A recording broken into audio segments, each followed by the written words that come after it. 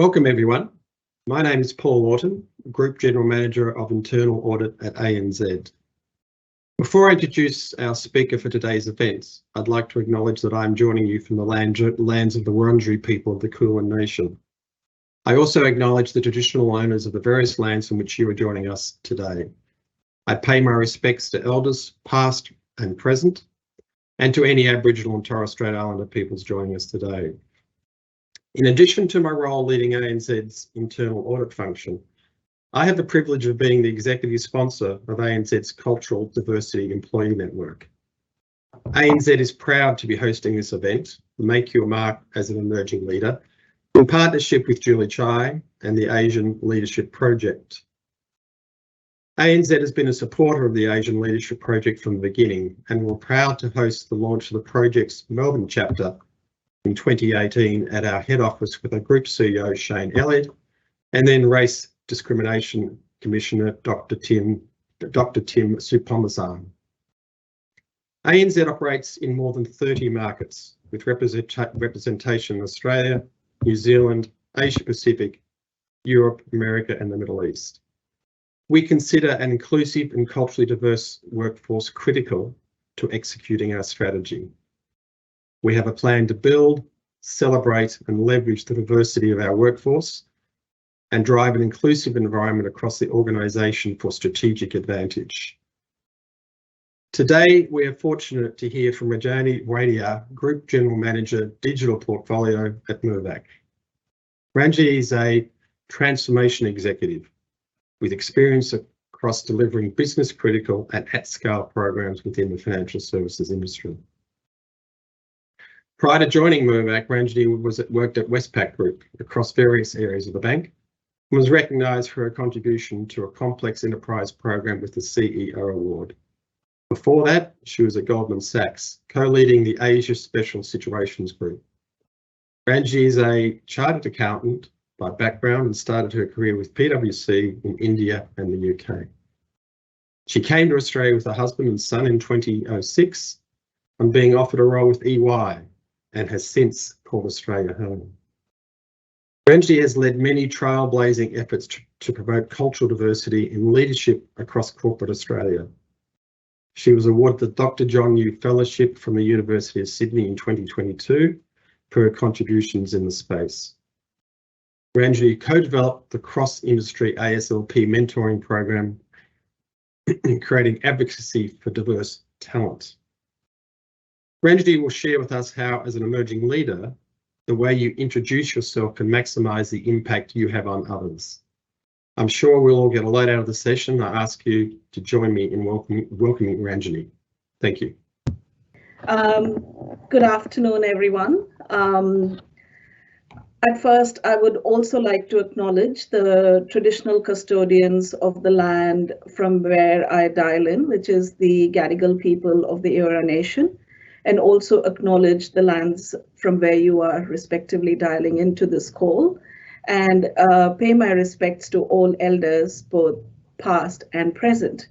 Thank you, Paul. That was a lovely introduction, and it's also really amazing to see the emphasis on cultural diversity and leadership within the DEI framework at ANZ. That really inspires me.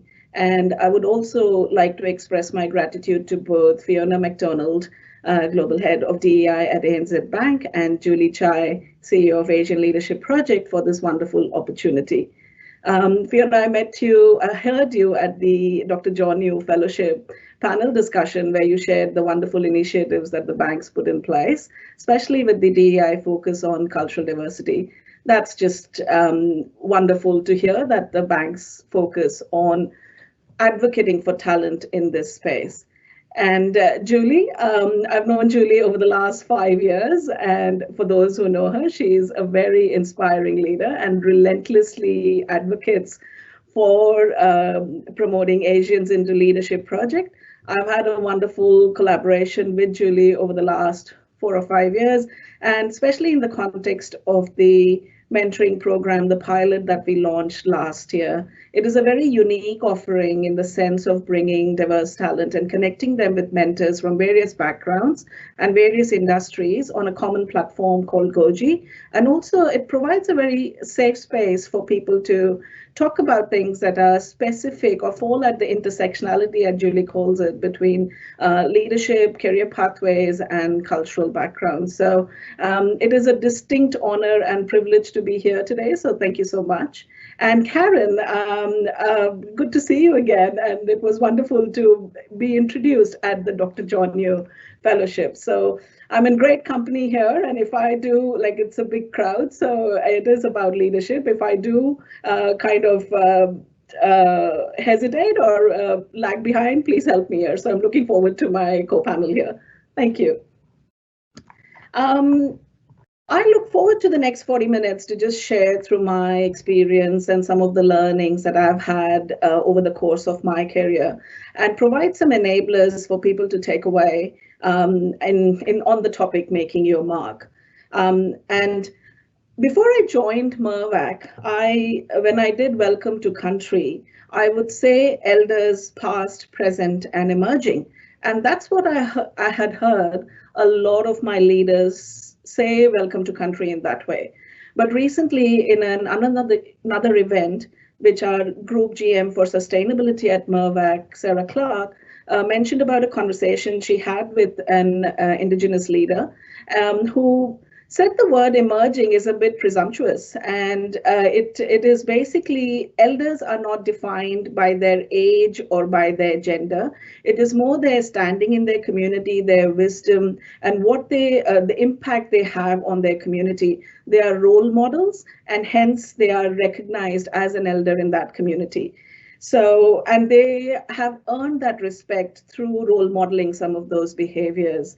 Well, I had to unlearn something that day, and that was an important unlearning for me. And unlearning is one of the first things that I'm going to be talking about today. Unlearning is not easy. And if you think about unlearning behaviors that you have kind of grown up with or accumulated over the years, it's really hard. I still cannot unlearn some of my driving skills that I learned back in India, and anybody who is familiar to driving in India, the roads over there, people come out of nowhere and you press the brake just instinctively.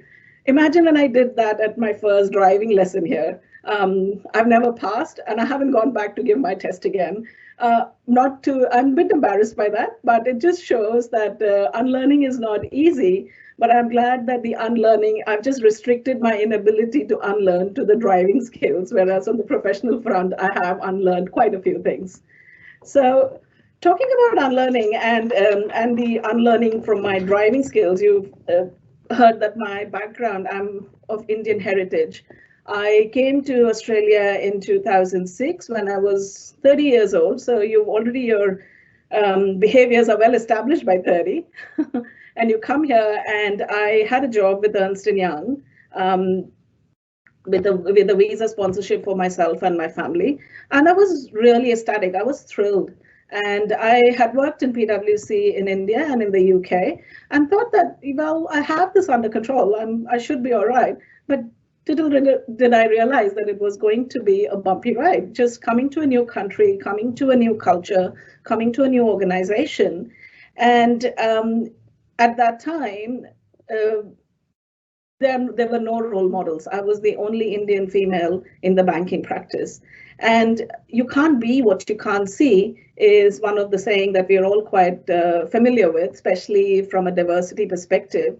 However, I don't know if many of you read the article where the CEO of Macquarie Bank was interviewed by Suzanne Lloyd Hurwitz, who's just gone across from Mervac, being the CEO here, to being the director at Macquarie Bank. And in an interview, Shamara said, "You can't be what you won't see."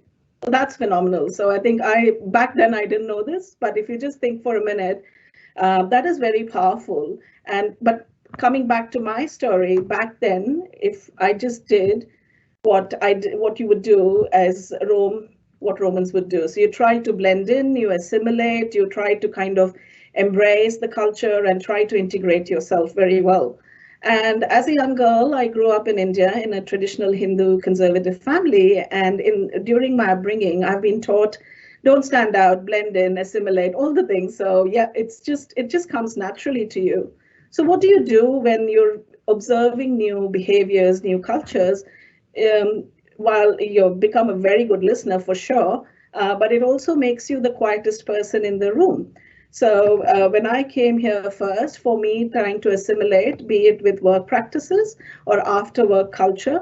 So for example, like I've gone to after work karaoke, and sometimes you're listening for the song for the first time that you're trying to sing along at the same time. Well, that's hard. And also you listen to a group of blokes sitting around you trying to talk about AFL, and I was like, that's the first time I realized that you can play football with hands as well. So it's all new experiences, and when you're absorbing these new experiences, you observe and you listen, and that's what I did. But as I said, it makes you the quietest person in the room. Um, for those who feel that they are the quietest person in the room, I would definitely recommend reading an article from HBR, which I found years ago. It says women find your voice. While it is very specific to women, like the article is focused, but it's very not gender specific.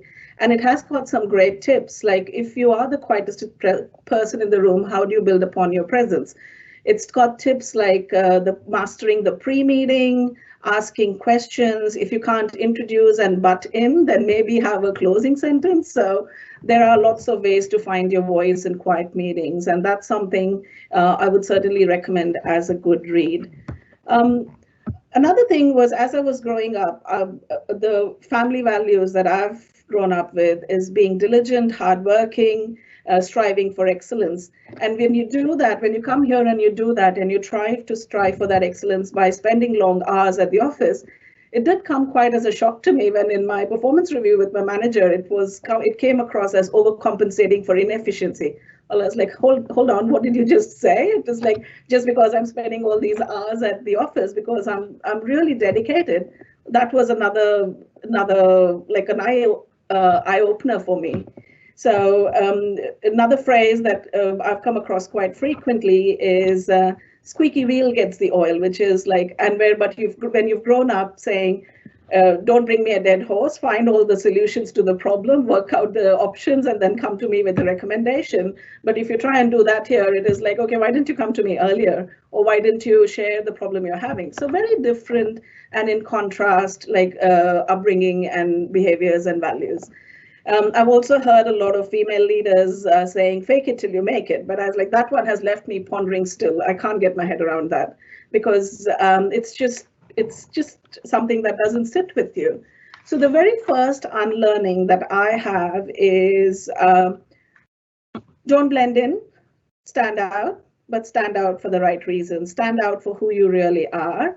And they say people are like icebergs. You see only the tip. There's a lot under the surface that is shaped by their own values, behaviors, what they've grown up with. So just don't try and stand out for behaviors that you've seen others doing well, because you don't know their perception of the world and how they interact at the workplace. So the very first the first thing out of the three things that I'm going to be talking today is just the unlearning behaviors.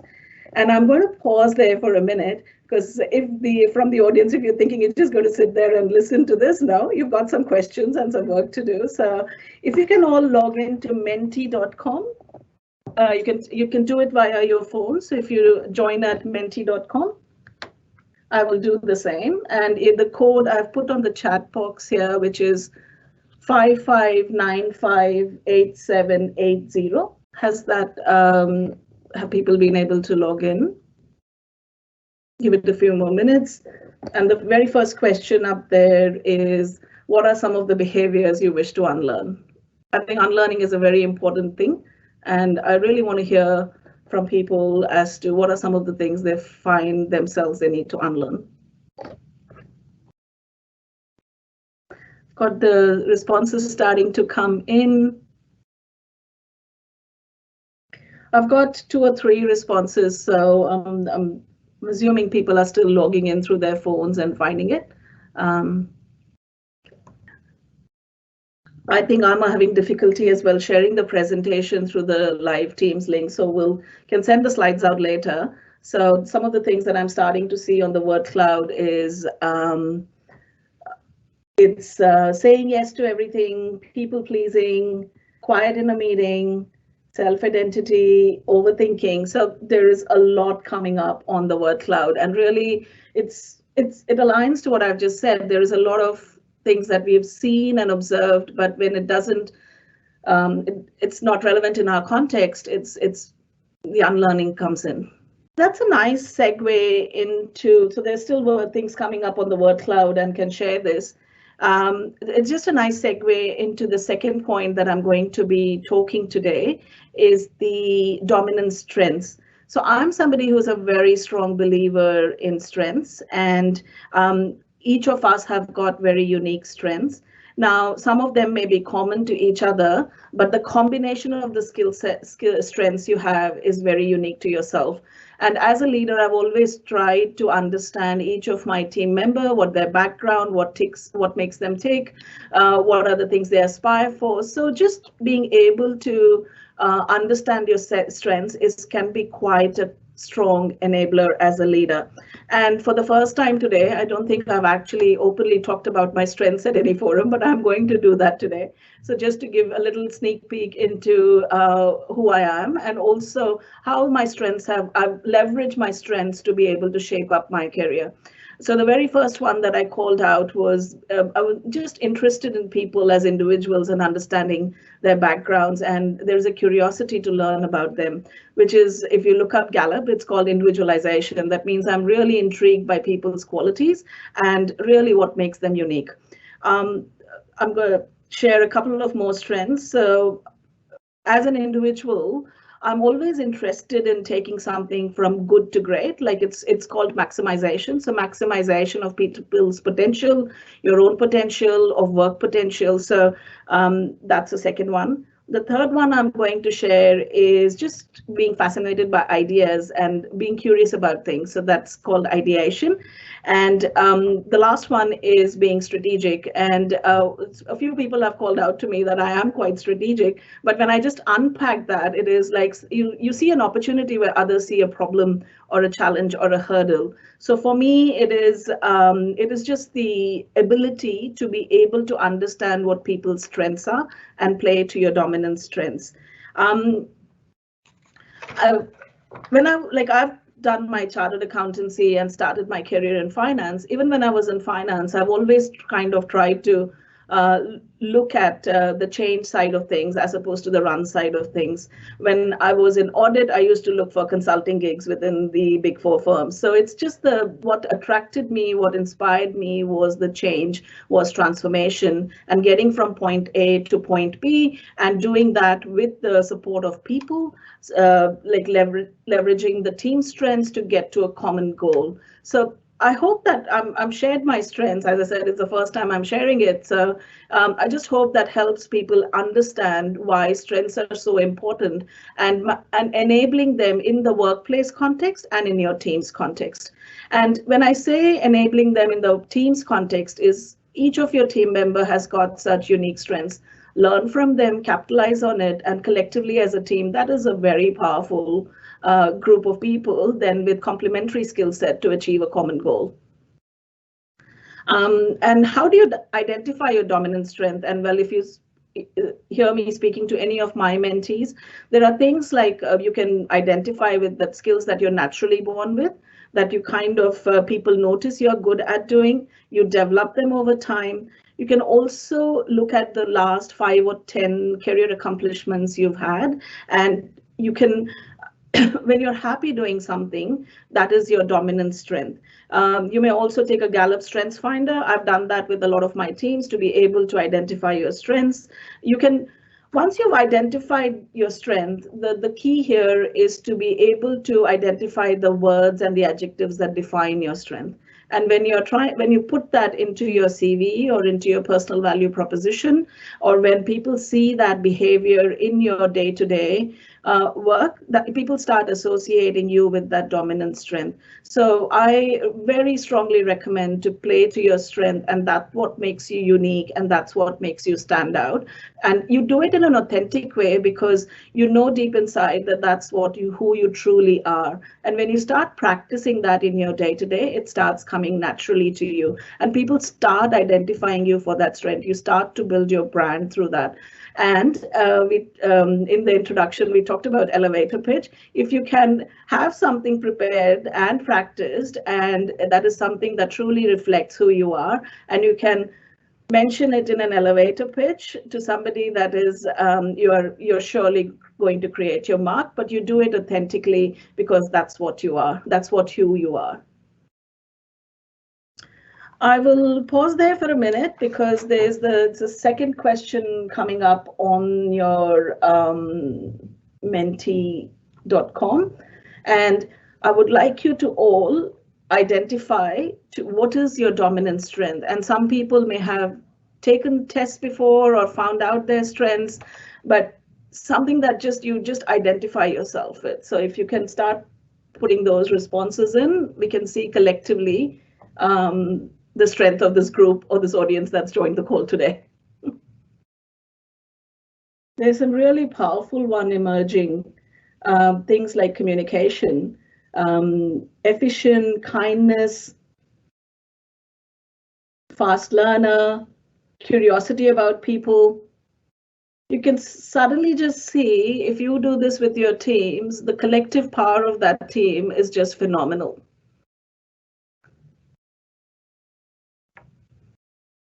And while you are on Menti.com, I would also recommend to go to the next question, is how well do you leverage your dominant strength in the context of your team and organizational needs? I will unpack the second sentence in a moment, but I would like you to just reflect upon that question. So on a scale of 1 to 5, 0 being you do not know what your dominant strengths are, 2, I'm not sure how to leverage my strengths in the workplace context, 3rd, I'm able to spot an opportunity where I can play to my strengths. 4, I maximize my strengths to lead teams and contribute to the organizational goals. 5, I've absolutely nailed this and people know me for my strengths. If somebody has got 5, I certainly would like to come and discuss with you how you've got there, and you should probably be hosting the session, not me.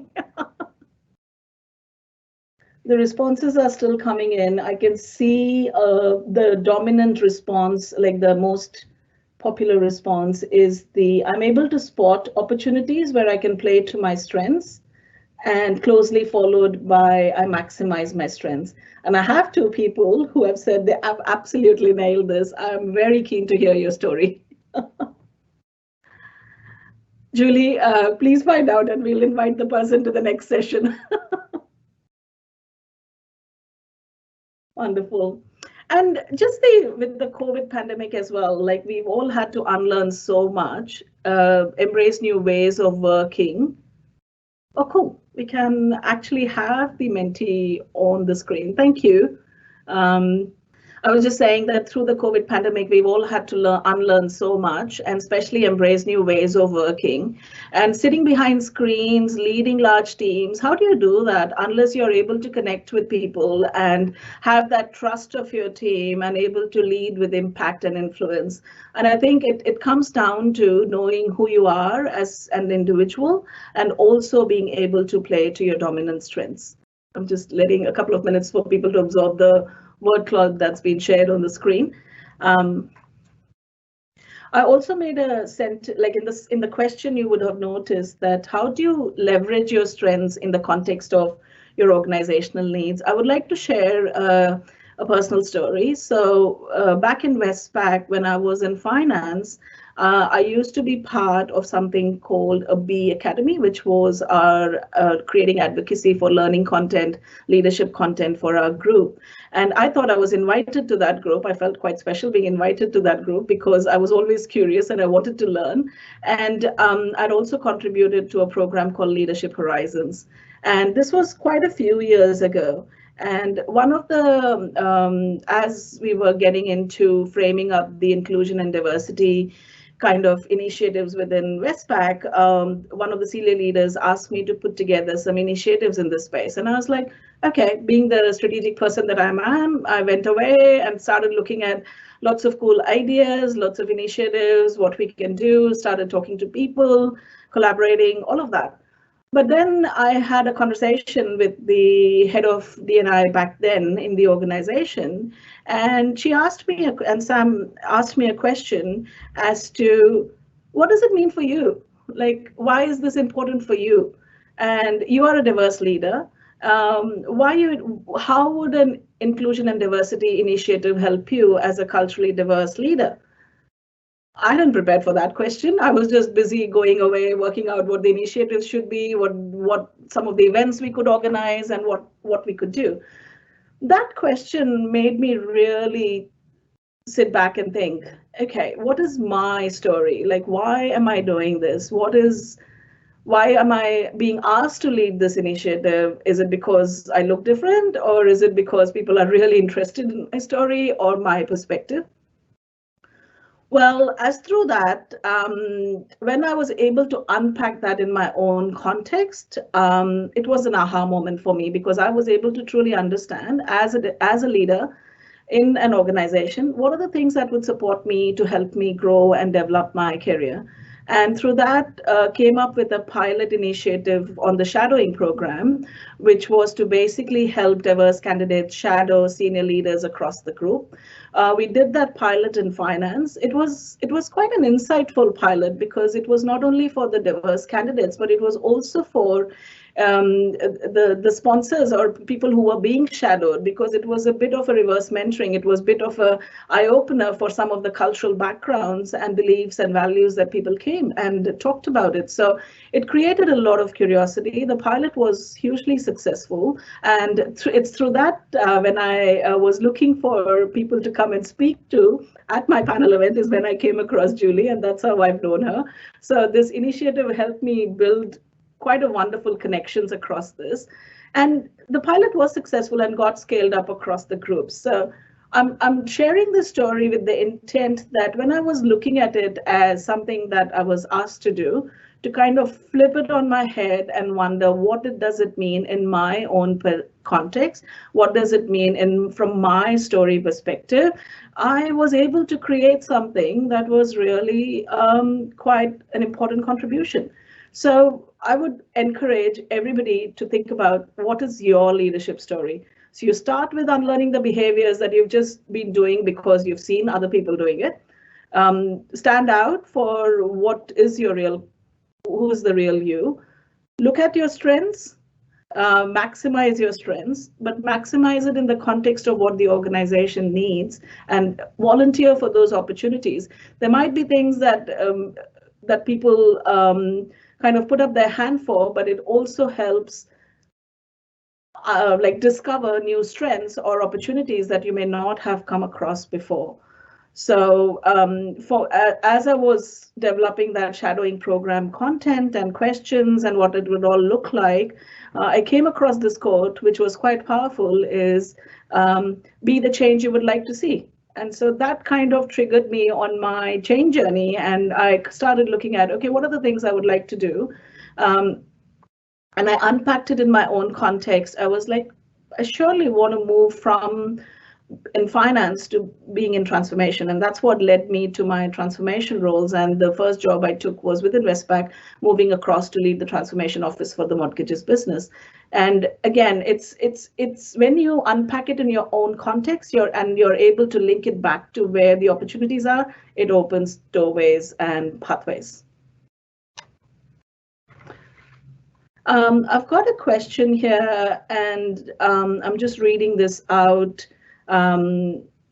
We seem to be constantly challenged by career growth opportunities in Australia, even with strong international experience. How does one break this glass ceiling? That is a great question. I don't think we have been able to break the glass ceiling here in Australia at all.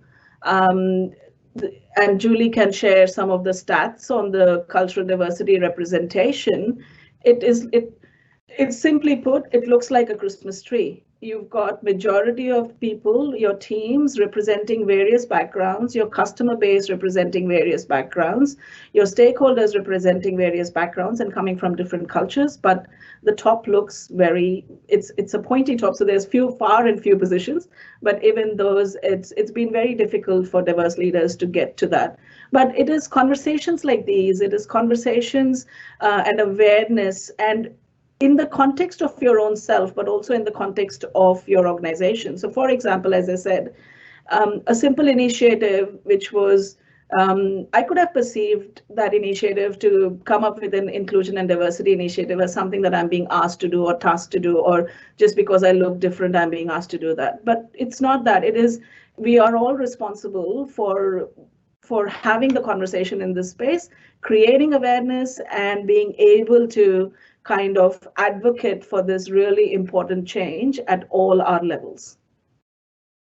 But is there a magic wand to break this glass ceiling? Unfortunately not. Which kind of brings me to one of the third topics for today. So I've shared with the unlearning, I've shared play to your dominant strengths. The third thing I wanted to talk to you is about being genuine and about being authentic. It kind of links into the same themes, but it's really important. And when I say being authentic, what does it mean? For me, I feel authentic when my work persona and my personal persona are exactly the same. When my persona is not somebody else's persona, when I'm not doing something that somebody else has done it, or it's true to who I am, and it's just being genuine and authentic in my behaviors, and also being consistent about it. Because you can, if you just turn up one day like I'm going to be my authentic self today, and then tomorrow you drop off the radar, it's not going to help. So you need to have that consistent behavior throughout. So that is really important. It helps you build your brand as a leader as well. How do you discover your authentic self? Like, how do you identify that would be a question that a lot of people would ask. And for me, it is, you think about the people in your life that have made an impact. You think about your personal or professional experiences that have had the greatest impact on you. There are many factors that leads to developing your authentic self, and it's your it's your upbringing, your family values, your cultural background, your practices at home, what you believe your values are. And it also includes facing your own personal fears, because that also shapes up who we authentically are. So if you frame authenticity as the basis of your leadership style and allow yourself to be seen through the eyes of others, it creates that trust. People genuinely want to connect with you and want to know more about you, and it creates that element of trust and credibility. So for me, authenticity is a really important enabler. And when I kind of had that congruence between my work persona and my personal self, like, and not having them as two distinct personalities, when I was able to align them, and when it became congruent for me, I had my greatest growth phase as an individual and as a professional. It's really important to be able to combine the two and being able to share that with your teams and being consistently demonstrating that behavior. So when you are able to, when your brand is identified with who you are known for that, and people remember you for that, and that's where the trust and connectivity comes in. On that topic, like, being authentic requires a lot of honesty and courage as well. It's not easy. Again, none of the three things that I've said today is easy. So you have to take a good hard look at yourself. But again, it's not easy because it is a double whammy for some people coming from diverse backgrounds. So, and have I had a disadvantage by being authentic? Lots of them. Lots of setbacks. I've had I've missed out on opportunities. I've felt that I've let my team down at times. I've faced through all of that, and I've been vulnerable, and I've been kind of being open to share my experiences with my team and allowed people to understand what I'm truly going through. Now, Also, as a personal self, for me, my emphasis is always been on performance and performance objectives and delivery and striving for excellence. And in that, maybe I should have balanced it better, because while kind of recognizing the organizational politics or the power dynamics, all of that, I'm not going to be saying that it doesn't exist. It does exist, but it is how do you balance that with who you are, and what you're truly comfortable doing is then what helps uncover or discover your true authentic self. And it's being able to do the things that you feel really comfortable with. And so if you're able to combine all of that three in terms of unlearn things, play to your strengths in the context of your team and your organizational needs, and being genuine and authentic about who you are, that really kind of unlocks a lot of personal value, and you're able to lead teams with impact and influence. And another important thing is being consistent in that behavior, being consistently be able to demonstrate that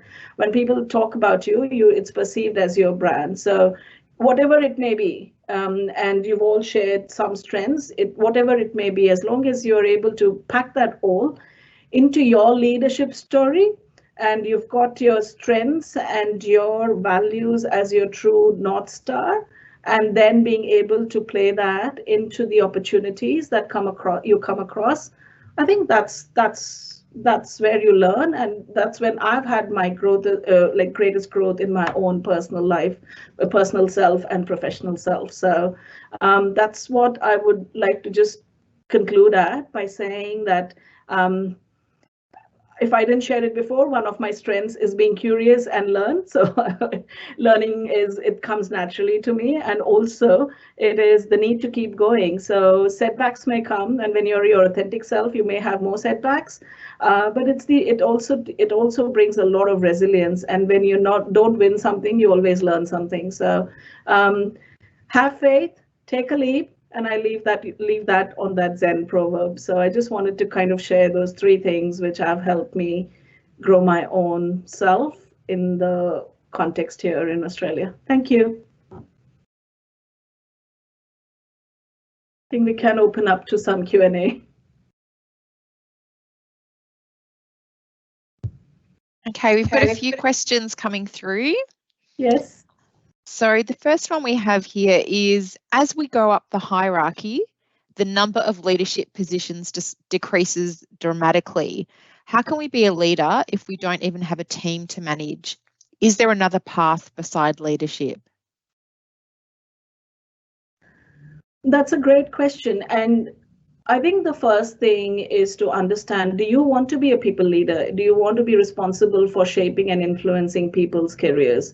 And if you think that you do want to do that, then have you had the conversation with your manager that you aspire to be a people leader? Have you put it in your goals to demonstrate that you're ready for people leadership? And then have you asked for the right training and development opportunities to become a leader? And you don't have to be a people leader if you want to influence and have impact. You can do that through your indirect reports. You can do through the larger groups of the teams that you're in. And you start to build your brand that people can trust you, and you can lead people in, and people can place their career decisions in your hands. If that trust and confidence, people are able to see that, surely you can pursue that opportunity. I don't think I've come across, and in all the conversations I've had with my mentees or with my team members, I haven't had people coming to me that I want to be a people leader, but there is no opportunity. So I think it's a question about having that conversation with your manager and understanding what the opportunities are and how do you grow yourself to be becoming a people leader. Great answer. And maybe if you could build on it a little bit, because the next question is, what's your advice for aspiring leaders to influence upwards? How can we get our managers to be on board? So I guess just building a little bit on, it really is so critical to get your line manager on board to help you with these development opportunities. What's the best way of going about that? It's an honest conversation. It is.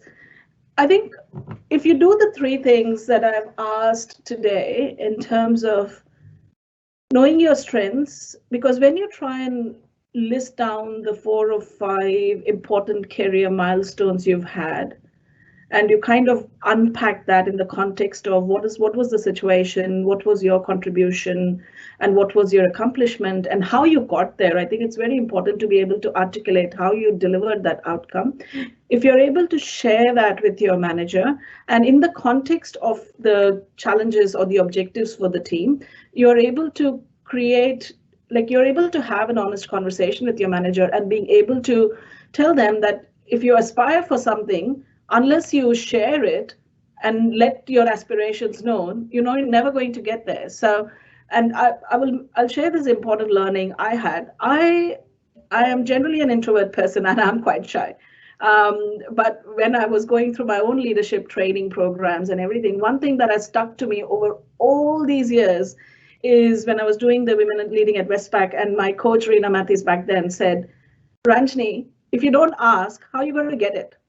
I think that is the very first thing. If you don't ask, and it's not asking just about a role, a job, a promotion, a pay rise, or anything. It's everything. You can, if you're meeting somebody and you're interested in something, unless you open up and ask, it's never going to, the other person is never going to imagine what you're thinking and never know what you want out of that conversation. So I think it's important, and especially with people from cultural backgrounds, it's something about our upbringing which makes it very reticent for us to ask. I think it's really important to be able to own up what you are clearly aspiring for and being able to ask for that question or having that conversation. Yeah, another great answer. We do have some great questions coming through and some lovely feedback. Jumping down to the next one, because it does link in with what you were just talking about. So what's your recommendation for situations where your organisation rewards behaviours that are not in line with your authentic self or strengths? Is it time to leave the organisation, change yourself, or try to change the organisation? And no one can answer that question but yourself. You need to have a good hard look within yourself. But if you're truly authentic and genuine, you will find your answer. If you feel the organization where you are doesn't align with your natural strengths, your natural values, and you kind of feel that you're taking on something that doesn't sit right with you, I wouldn't do that. And if that requires you to change an organization and go to a place, I would certainly recommend that. Now, I'm not indicating a mass exodus of this group, but it's clearly like it is. The question only you can answer. Nobody else can do that for you. And I've had that moments lots of times. Like I've been in situations where I'm not comfortable with the situation. Do I continue to be part of that situation? No. You kind of either address it or you disengage. There's only two options. So and it's interesting, when I was participating in the Equilibrium program, which is the bank's focus on, I've got lights going out on me as soon as I talked about my leadership program. And I had I was in the top 10 for that leadership program, but I couldn't make it to the top 5. And I had a conversation with the consultants that were running this program at that time. And I really sat down with them because it had my full 360 report, my leadership potential and everything all packaged into one nice report. I cleared through 3 or 4 rounds, but I still didn't get the opportunity. And when I sat down with the coach or the consultant from that organization, without naming it, they were like, if you're not thriving here, then find a place where you will. But that was 7 years ago at Westpac. So it was, and after that, I didn't leave the organization. I just went to look for the opportunities that helped me thrive and play to my strengths. So I've been with Westpac for almost 1 year short of long service leave, but I left for the reasons because from a transformation perspective, what was really important for me was to have digital, understand digital and how digital can enable transformation. So that's what attracted me to this role. And I left the organization for the right reasons, not because, so it's just, I just want to caveat that.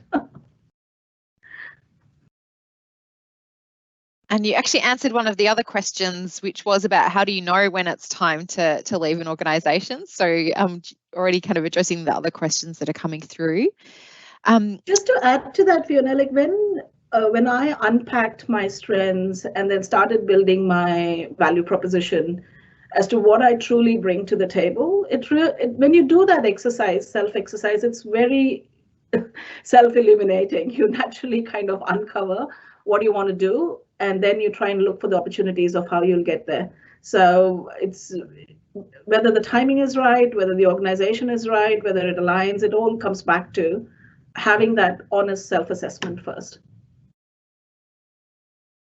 Thank you. Actually, that does tie into one of the other questions we have is, what if you don't know what it is? So it's great to be saying, make sure that your manager knows and be clear about what you want. But how do you get to the bottom of what you want?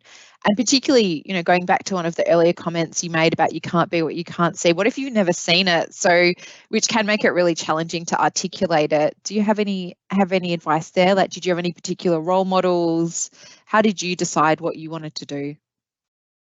Well, I haven't had many role models at least in the earlier phase of my career here in Australia. So I've kind of figured it out myself so far. But more recently, it's more conversations with fellow leaders and going through programs like the fellowship with the University of Sydney. You start talking about this topic, but until you can do that, you're not really. It is you need to be comfortable talking about the topics. I was just reflecting on that. Fiona, could you just mention the question again? Sorry, what was the intent there? I lost my Yeah, no problem. It's sort of where people don't actually know what it is that they want because they haven't seen it. So it's one thing to be able to ask for it, but first things first, you need to understand what it is that you're asking for, and that's particularly challenging if you've not seen something that you really aspire to. I would answer that question in two parts. First one is look for around yourself in the organization or outside, look for things that kind of aligns to what your own goal or dream is. So you do unpack your strengths first, and when you're at that early stage of unpacking your strengths, for example, like if you're just simple things like if you're great at presenting, or you've just done a presentation to a team, or you've kind of being able to negotiate a contract or something with somebody, or you're coming into a Monday morning meeting with the team and you're able to really influence and motivate people and get them energized, it's clear that you've got motivational skills, you've got good communication skills. And so if that's, you have to observe and unpack that, but the Strengths Finder helps you do that. So there are tools and techniques to be able to identify your strengths. So do invest in that and get yourself a good list of strengths that you would, and then see where are those strengths, who are demonstrating those strengths, who in the organization or outside is modeling or is role modeling those. But don't just copy that person, because that's not the intent. The intent is, as I said, people are like icebergs. You only see the tip. You don't know what their behaviors and what influences their behaviors and their perception of the world. But it is to be able to identify someone similar is who has kind of got similar aspirations, or doing something that you're really keen or like, or you've had elements of it in your own role that you've really enjoyed doing it, have been happy doing it.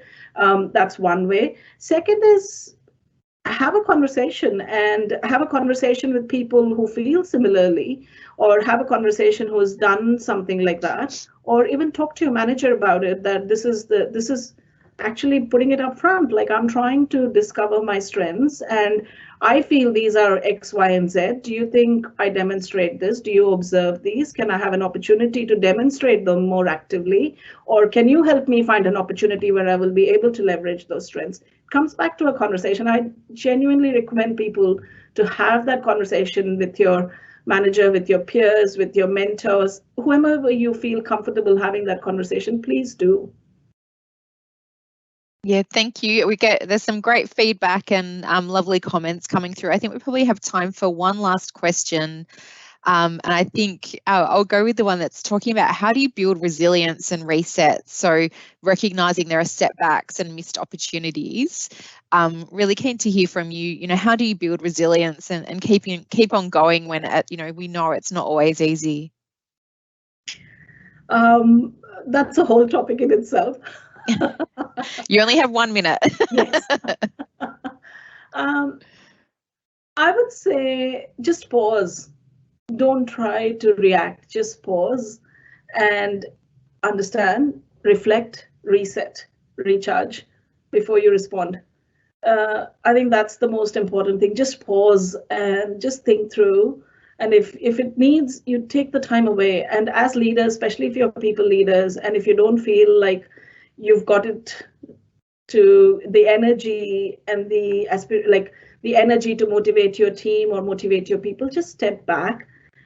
And if you're authentic, you will acknowledge that this is the situation. I'm just processing it. I need some time out. I will chat to you or connect with you when I'm ready. So I think in the work context, in the team context, that's important. But that way, you being authentic, and authenticity also requires a lot of courage and being vulnerable and exposing yourself. So be ready to do that. Resilience is something like, I think when you just step back and you kind of don't react and just let yourself absorb and work through it, it comes to you. And reach out again for help if you want help. If you need help, talk to people. There are resources available. There is, you can talk to your own network, you can talk to your own friends, people you can confide in, but have a conversation. It's really important to be able to share, discuss. I think it just helps you just step back and then allow the time to reset and recharge yourself before you respond in a situation. It's not easy, and have been there through all of those times. I think it requires courage, it requires honesty, but you can certainly do it. That's brilliant. Thank you so much. I think we'll leave the Q&A there, and I encourage you, Ranjani, to have a look at the Q&A because there are some really lovely feedback and people that have benefited from some of the programs you've established. So thank you everyone for the fantastic questions, and I'll now hand over to my colleague, Karen Huxley. Thanks, Fiona. I'm Karen Huxley, General Manager for Audit, covering technology, data and automation. Firstly, what a fabulous way to invest in your Friday afternoon through investing in yourself. Firstly, I want to say a big thank you to Julie Chai and the Leadership Program for the ongoing commitment, thought leadership and drive for change in this space of cultural diversity. We look forward to our partnership and corporate membership with the project. Also, what a privilege to have Ranjani join us today, and also wonderful to reconnect. There were so many rich and valuable insights. I don't know about you, but I took copious amounts of notes. If I'm going to summarise some of the key messages and takeouts that I took from today's session, there were three key things. One is unlearn. Don't blend in, stand out for the right reasons. And don't forget, people are icebergs. What you see on the surface is not necessarily the whole person and what they bring to the organisation. Second, play to your strengths in the context of the organisation. Identify what your dominant strengths are. We all have unique strengths. But what is powerful, which I took out, is also understanding your team members, understanding each of each other's strengths, because we're probably more powerful together when we understand each other's strengths. I really appreciate you also sharing and being vulnerable and actually taking us through some of the areas where it didn't work as well.